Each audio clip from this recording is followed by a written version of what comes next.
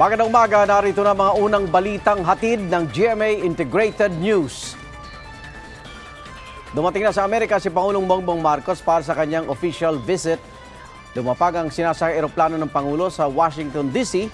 bago mag-alas 5 ng madaling araw kanina. Kabilang sa mga tatalakay ng Pangulo sa pulong nila ni US President Joe Biden at ilang pang opisyal sa Amerika ang business engagement at military enhancement.